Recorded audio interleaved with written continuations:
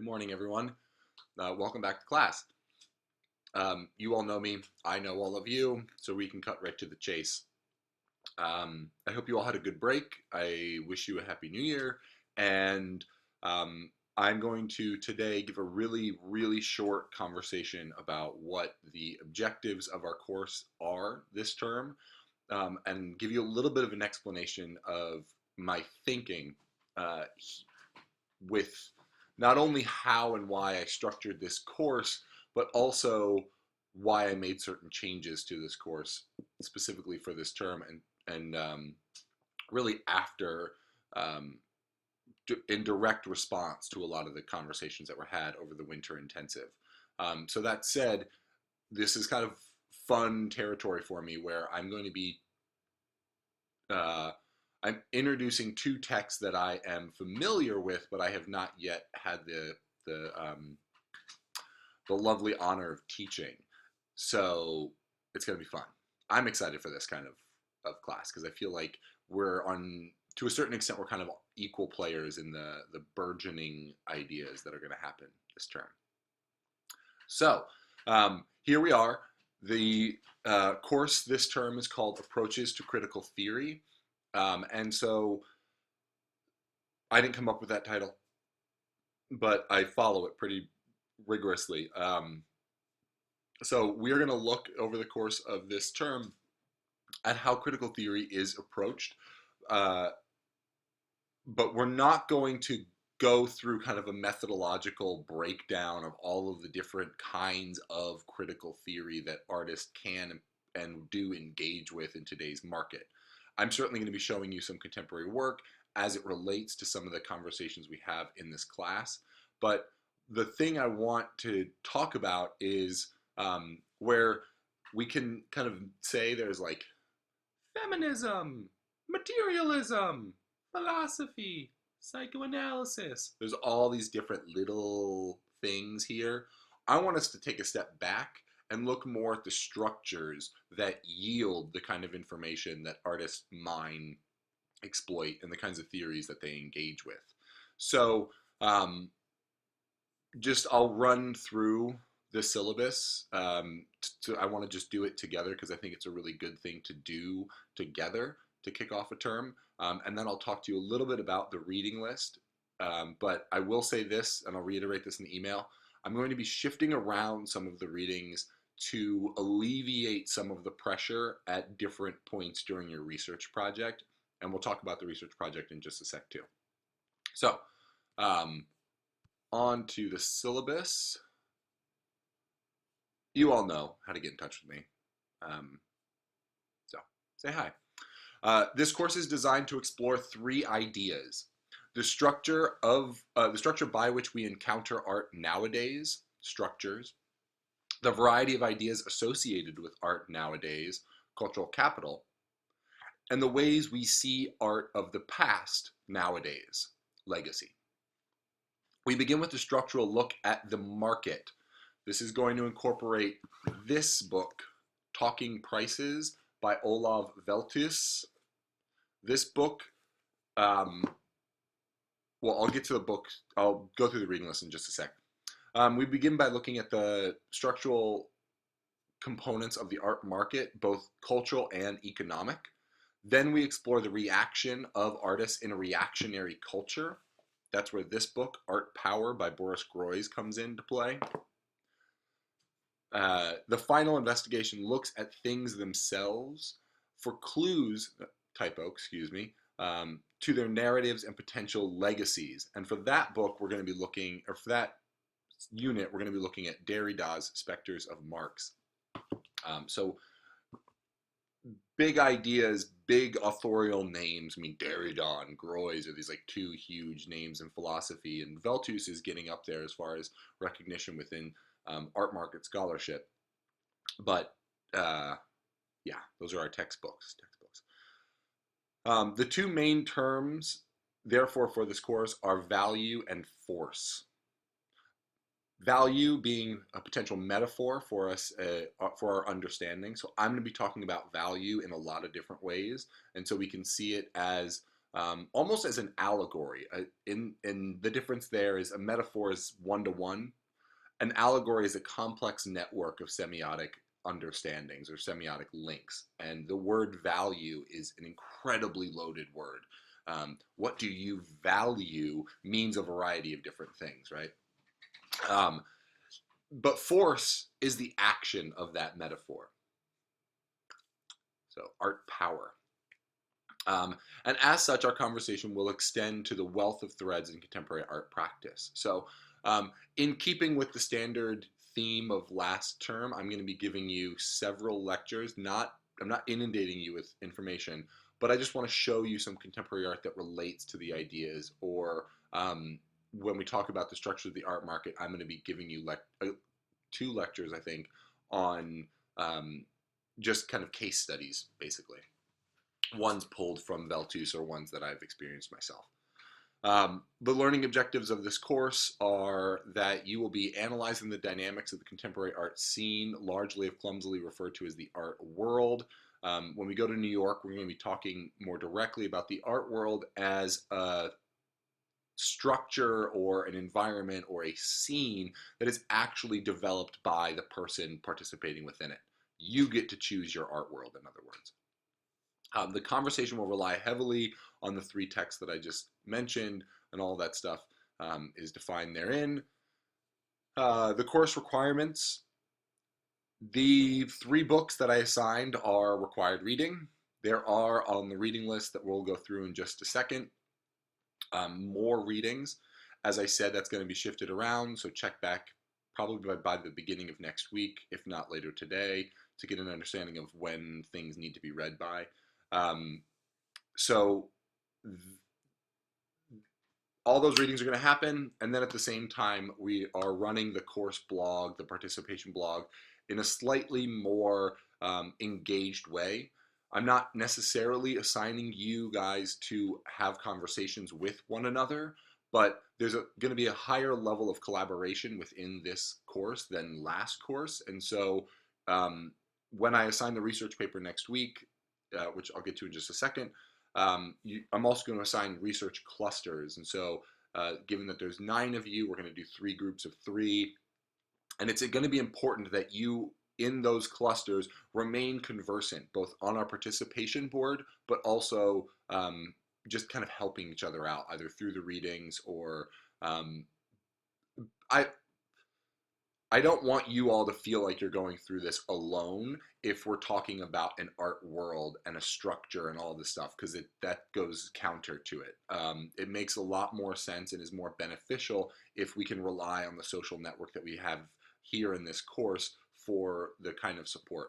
And also, we're going to see each other midterm when we go on this little New York trip. Details for that are also going to be coming next week. So, synchronously, at the same time, we will be developing further practical skills necessary for researching and authoring a thesis document. This will incorporate developing outlines and bibliographies, collecting quotations, and ultimately writing a 4,000-word document that encompasses research and develops concepts. This research paper is titled Titans, that is, and I am going to be assigning you all an artist to research. That artist is going to be someone that you might already have an opinion on, but it's someone that I am acknowledging that is actively haunting your practice. And I'll get to haunting in just a second. This is my third take of this video, and so I kind of think I already explained haunting, but I know that in this version I have not yet explained haunting. We'll get to haunting in just a second. So all of that said, the last paragraph is really important because the lion's share of your time during this semester, that 20 hours that you're supposed to be allocating towards this class with the 2 credit hours, during the semester we'll be working towards those research components. The other course demands are slight. I'm keeping these lectures short, they're bi-weekly. I might even opt out of them depending on the richness of our participation board and other conversations we're having, and or if the demand just isn't there, you know? We will be keeping the weekly discussion board going. As I said, you will be required to submit to that discussion board weekly. And I give you prompt questions in the reading schedule so you know what you're going to say on those discussion boards. It's a requirement that you answer those questions on those discussion boards. The thing that's not a requirement is you commenting on each other's work. The thing that is required is that you're constantly putting that up there. At different times, you'll be asked specifically to comment on developing conversations. So what I might do is periodically see a comment that someone else has made, recognize it as being relative to another comment another student had made, and I'll tell you guys to engage in conversation in the discussion board, probably in a mass email. Like, hey, Crystal, you said something that I think Sarah said here. Maybe you guys can talk about how those two ideas relate really briefly. The idea with the discussion board and its relationship to the paper is I want you guys to start realizing that there is an academic means of presenting your ideas, and there's a conversational means of presenting your ideas. In order to make your academic work more rigorous, you need to tease out the conversational. And so in the discussion versus the research, got to get my sides right. In the discussion versus the research, I want you to realize that this is the place, the discussion is the place where you can be really freehand. I mean, say whatever you want to say. I think Olav Veltius's text is really enriching, but I disagree with his high pressure scenario. I don't know if I think that is existing. In the research paper, it's a research paper.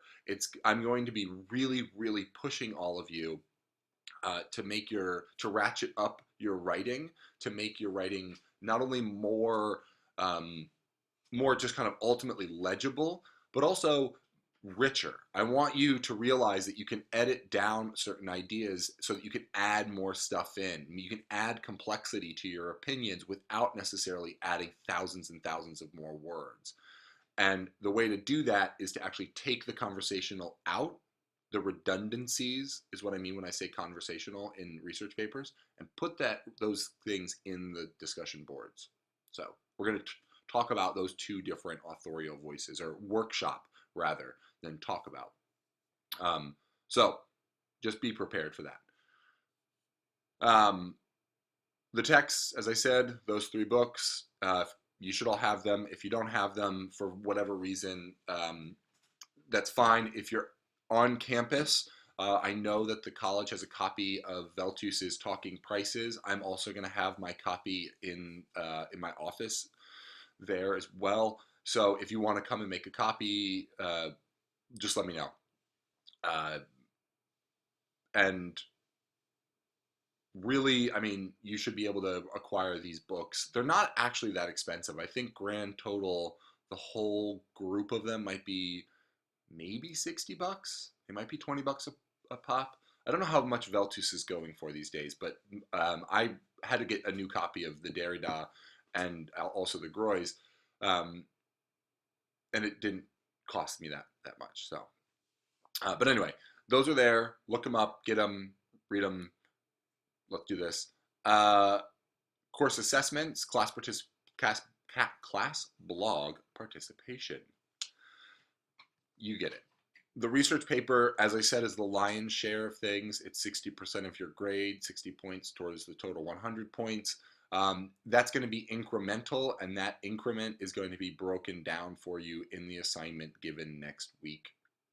So there's going to be a schedule, there's going to be everything there, and it's going to be good. So don't worry. And then there is going to be a final cumulative essay. It's going to be similar in its directive, similar in its thesis as the research paper, but it's going to be about a different topic. It's going to be about a different artist, essentially. And in that cumulative essay, you're going to have to draw from the entirety of the term and really have a conversation about the artist at hand. It's going to be another assigned artist. You're going to have about a week to work on that cumulative essay, and that's going to happen at the very end of our term. For those of you who are TAing, you might have already acknowledged that the MFA course, our last day of classes is the 29th of April, whereas BFA classes end the week prior. And so I'm actually designating that final week as the week that I'm assigning this cumulative essay for you. So your TA-ship requirements should be completely wrapped. And some of you might be working on a final critique. If that's the case, we can talk about scheduling how to manage time in that final week. But basically, I know that some of your responsibilities are going to be finished by that point, and it's going to be a good time for you to just attack this essay. The cumulative essay is effectively a final exam, and it's a comp, so it's about how competent you are on the text at hand. So, things that I'm grading on: caliber of writing. We're going to really workshop this time. This is a research paper. It's going to involve an annotated bibliography at the first step. There's going to be a moment where I check your ability to do citations and look at kind of a demo page of your paper. But we're also going to rely on peer review. As I said earlier, because there's 9 of you, we're going to break you down into these 3 little clusters, 3 groups of 3. You are going to function as peer review or peer support for each other in the writing of these papers. So you're going to have the responsibility of editing someone's work, which makes you a better writer, and you're going to have the advantage of having someone else having had read your work and given you edited notes back. This, I understand, is going to become like this weird stream of emails in your lives. It's just the nature of collaborative work. So we're going to talk about that again next week. I really want you guys to spend this weekend kind of getting back into new trimester. Depth of research is going to be important. I'm assigning you an artist who at this point has already passed away, and so we have posthumous writing, or writing on their work after the fact. Posthumous means that they did it. Well, whatever. Anyway. So there's a lot of research for you to handle, and I'm really going to be curious how you vet certain research options and how you end at your core group of ideas. Engagement with the class discussion is one of the things. Development of a critical voice is another one of the things. And then comprehension of required text and core ideas, as will be tested at the cumulative essay. So, and then I end the syllabus with just some rhetorical questions that I think are good for approaching art with these ideas in mind. How do you define value and force for yourself? How do these words differ when applied to art? If you had to describe them in art in one word, what would that word be? Who attributes value? How exactly do we define value with regards to a work of art? So it's kind of a restatement of an earlier question, but it's because it's one of the bigger core questions of our course. Does value mean the same thing as monetary worth? Is value bound to an emotional or biographical paradigm whose function is only to reinforce the notions of value? Whoa. Wait, there's a system that's reinforcing a system? Kind of like the flying buttress of value, really, art and value. So let's look really quickly at the reading schedule. I'm going to get this lecture done in the next 10 minutes because it's not going to be more than a half an hour. So let's do this. The policies are there. I've taken, you can see here, what's in gray is basically things that are brick and mortar class requirements. So those are there. Accommodations, all this stuff is there. I'm going to add there's a piece that was added to other syllabi that I omitted from this online version that I'm going to change. And that's about the academic probation conversation that the MFA department has now as a requirement to put in all of our syllabus. So I have to add that. So, um, for this week, you were asked to read Joseph Leo and Lisbeth Corner's conversation on value. Those are two art historians, and so they're writing about how art historians quantify or negotiate with these ideas of value. It's a really fantastic essay, and it will operate as a kind of leveling of the playing field at the first go. Um, the question for the week is prepare a list of terms that you find central to your practice and yourself. So, coming off of of an entire semester dealing with positionality, we've come to know ourselves quite well and know how we relate to the theories of developing selves quite well. And so, I'm really curious to hear how those words are sitting with you, or how those ideas are sitting with you after the break and after you've had some distance from that syllabus. Um, if you haven't put your conversation up on the board, don't sweat it. You feel free to kind of double up and put both week one and week two's questions on the board at the same time. Um, Really, this was just kind of more rhetorical, getting you to think, getting you to kind of crack your knuckles and get back into it. So, for week two is when we begin our first unit on structures. So we're going to begin with talking prices and a text by Terry Smith on the provincialism problem, which comes from an Artforum article from 1974. It's pretty fantastic in its conversation about essentially kind of obvious a system how obvious of a system the art world is, and how so much of the art world is defined, the contemporary art world, which is what Veltus will refer to it as. The contemporary art world is defined by ignoring or avoiding how obvious its structures are. That's why a book like Talking Prices is actually kind of a volatile political thing, because a lot of artists, specifically artists, some people like critics and historians, but really artists want to feel like that's not that there is no adequate business associated with art. Too many artists want to say that art exists in its own thing and that it doesn't touch the market. And what that does is that it is ignorant to the fact that there is a market. It's ignorant to the fact that the market has structures. It's ignorant to the fact that the market is demanding certain things of artists and subjugating certain things from art, or subjugating artists in certain ways. But most importantly, that ignorance allows the structure of art to continue to exploit the creative production of the artist within it. In other words, if you at a certain point before your graduate career said, well, art should, like, I don't think art should be sold, or I think art galleries are stupid because you can't put a price on emotion, or beauty's in the eye of the beholder and art is beauty, so it doesn't matter what someone thinks. This is the class where I'm going to challenge all of those ideas. You're going to challenge those ideas too in your own head, because quite honestly, that's not the case. And I've seen way too many really talented artists just push themselves into utter obscurity because they don't want to acknowledge the fact that there are people in the world that want to buy what you make at the price that you set. Okay? So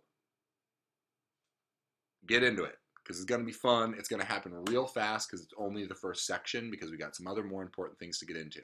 So, Terry Smith's provincialism problem is amazing, amazing, amazing, amazing. So then we're going to, you can see on 29, I say research topics are assigned. I'm actually going to introduce the research paper to you next week and then assign you your artist. I'm just going to do all next week. Why wait? I'd rather you guys have the ability to schedule yourselves more rigorously. The question there, discuss them for week two, discuss the manner in which these authors define ideas of force and value. First consider the values of each author and how they use force to persuade you. So one of the things in analyzing value and force is rhetoric. Force is the sentence structure by which power exploits those that it has authority over, right? So you as artists also exploit rhetoric in the arrangement of your material for a specific emotional transmission to your viewership, right? You do things so that people feel emotions. So you are forcing people to feel certain emotions because of what you are building in your studios. That is force, or that's what I'm referring to as force. So, um, okay, week 3, I wasn't picking my nose, I was scratching. Okay, I don't do that. We're going to continue to read Talking Prices. What I want you to realize here is in these readings, specifically for our books, I'm not giving you specific pages that you have to be finished by. Schedule it at your own. If you can read it all in one day and you take really detailed notes, cool, go for it. If it takes you a long time to read and you want to slow down, cool, go for it. Um, when you answer these questions, or really when you get to the cumulative essay, you just have to be conversant in what those authors say. So, um, yes, I'm telling you to just read Talking Prices, read chapter 2 and 4. It doesn't matter. Like, read it on your own schedule. Uh, for the 29th, I would like for you to come up with 7 first responses to to the research topic. So, how are you going to deal with this person's influence and legacy? Um, yeah, what's that? Week 4, more Talking Prices, a reading from contemporary art, 1989 to the present, and then this is something I really want you to have in your pocket before we go to New York. 7 questions for gallerists from artists. What we're going to do is workshop this list so that all of you contribute to it and we end up with a list of 7, which yes, that does mean that some of you are not going to have any of your questions represented on this list. And then we're going to have those with us when we go around New York City. We're not necessarily going to be meeting with gallerists per se, but I want you to have these ideas rolling through your head. Like, how much of a cut do artists get? When taxes are levied against the work after sale, who pays those taxes? Does the artist pay or does the gallery pay? These are questions that you need to start thinking about, not because you're going to start selling work in a gallery, but because it's important for you to realize that these are questions that actually will be part of your daily life as you move into a professional career. So, um, then we're ending structures with a kind of quick survey of the art market in full. And at that point, you're going to have a Venn diagram relative to the practice of your research topic, as well as an annotated bibliography. Um, Again, these are dates that are going to shift around. Talking Prices is going to happen. The second unit, and I only got 2 minutes left, is Cultural Capital. That's where we're going to be looking at the text of Boris Groys. And that is really the analysis of force.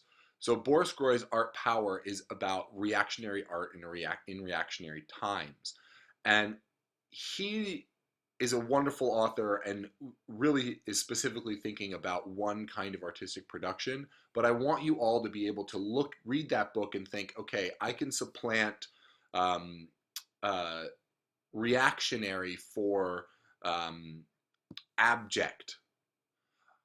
My artwork presents abjection in a time of abjection. Go. My artwork presents performance at a time of when performativity is highlighted. Go. So on and so forth. And so that's what cultural capital means. It's about what the thing means and how that meaning brings other meaning slash more values into the work of art. Cultural Confinement by Robert Smithson, awesome text, talking about curatorial agendas and curatorial practice. Then we're going to look at classicism, where it's basically kind of the old guard. And Pierre Bourdieu, the sociologist, will talk to us about the market of symbolic goods and how the semiotic structure of value is definitely at play. And then we continue to read Art Power. Then we're going to be in New York, hip hip hooray. Then we have spring break, hip hip hip hip hip hip hooray. And then we come back and we talk about romanticism. So classicism being the kind of colder read of things. You know, classicism is like stoic, ideal, rigid. Romanticism is fluid, it's reactionary, and it's hot-blooded. Um, and so for that, we're going to wrap art power, and you're going to be reading an essay. I'm sorry, I'm over a half hour, but I'm going to keep going.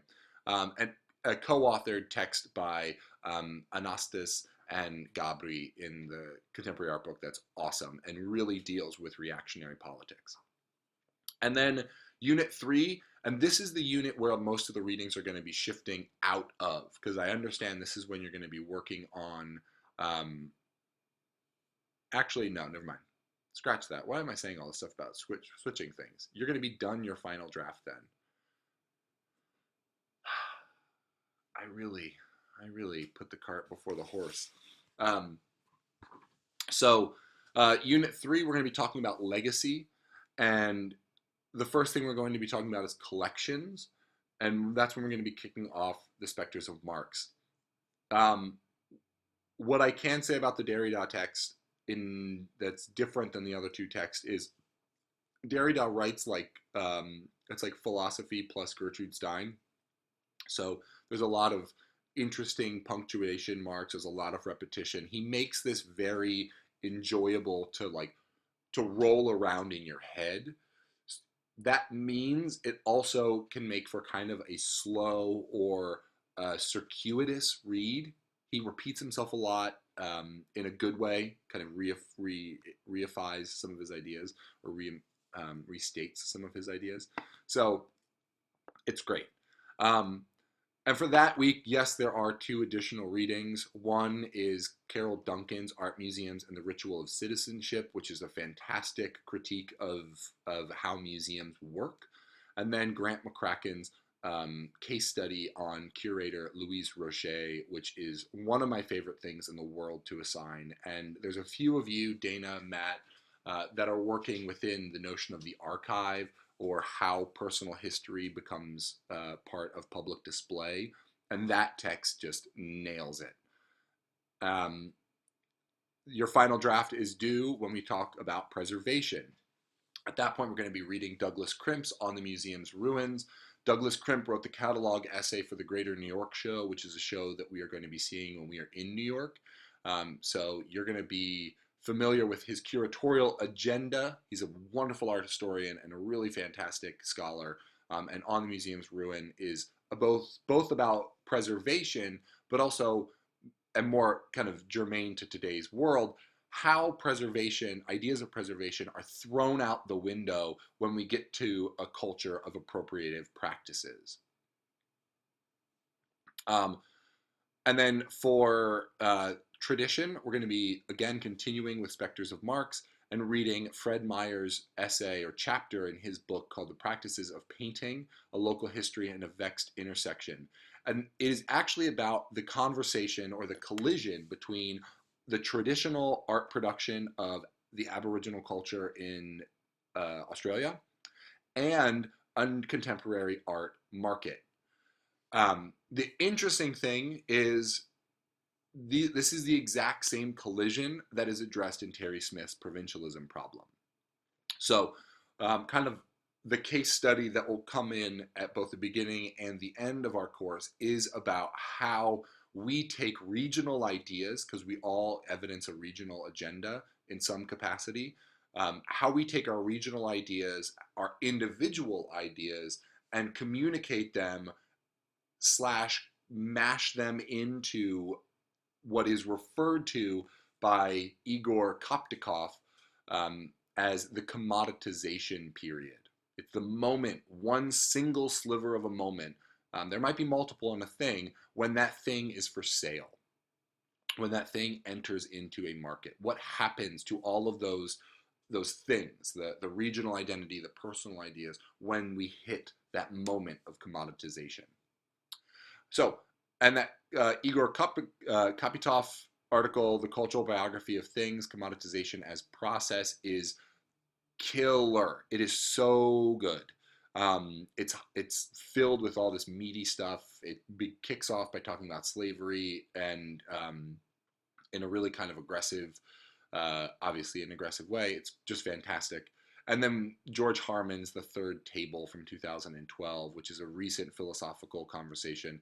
And those two readings are meant to present things, um, everything, as being kind of alive or having its own agency. And that's where I want this course to end, is that you all realize that when you make objects, what you're doing is actually creating a thing that is haunted by you.